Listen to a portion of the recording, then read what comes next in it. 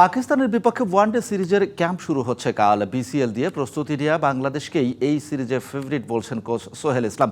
2027 বিশ্বকাপের কথা মাথায় রেখে বিকল্প ক্রিকেটার তৈরির প্রক্রিয়া শুরু করার পরামর্শও দিয়েছেন এই কোচ।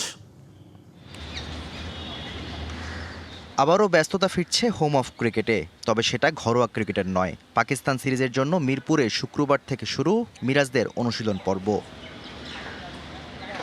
পছন্দের ফরম্যাট দিয়ে টাইগাররা ফিরছে আন্তর্জাতিক ব্যস্ততায়। তবে গেল 2 বছরে এই ফরম্যাটে পারফরমেন্স গ্রাফ কিছুটা নিম্নমুখী। যদিও সবশেষ উইন্ডিজ ও আফগানিস্তানের বিপক্ষে ওয়ানডে সিরিজ জিতেছে বাংলাদেশই, কিন্তু প্রায় 5 মাস পর এই ফরম্যাটে খেলতে নামছে বাংলাদেশ। তার মধ্যে সিরিজের মূল প্রস্তুতি হয়েছে বিসিএল দিয়ে। তবুও ঘরের মাঠে যেহেতু খেলা, তাই পাকিস্তানের চেয়ে বাংলাদেশকেই এগিয়ে রাখছেন কোচ সোহেল ইসলাম। এই ফরম্যাটটা আমরা আসলে সবসময় ভালো খেলি। বেশ রিসেন্ট পাস্টে বেশ কিছুদিন ওইরকম না থাকলেও এখন মনে হচ্ছে টিমটা গুছায় যাচ্ছে। যে বিসিএলে যারা ন্যাশনাল পুলে প্লেয়ার ছিল তারা পারফর্ম করেছে কম বেশি সবাই, তো সবাই প্রস্তুতি নিচ্ছে নিজেদের মতন করে। 2027 বিশ্বকাপের আগে 22টি ওয়ানডে খেলবে বাংলাদেশ। বিশ্বকাপের প্রস্তুতি এই 22 ম্যাচ খেলেই নিতে হবে মিরাজদের। নগদ নিয়ে এলো হার না মানা হার অফার।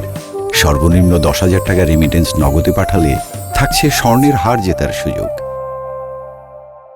1 বছরের মতো সময় থাকলেও দল গোছানোর প্রক্রিয়া এখন থেকেই শুরু করার পরামর্শ সোহেলের, সেটা আবার বিকল্প ক্রিকেটার হাতে রেখে। খুবই লিমিটেড প্লেয়ার নিয়ে দৌড়ানো থেকে কিছু আসলে অপশন রাখা উচিত।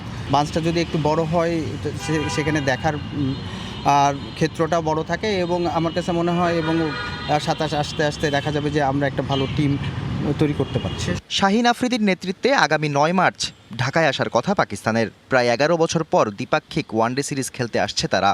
11ই মার্চ হোম অফ ক্রিকেটে প্রথম ওয়ানডেতে মাঠে নামবে 2 দল। Shahriar Hossain, DBC news, Dhaka.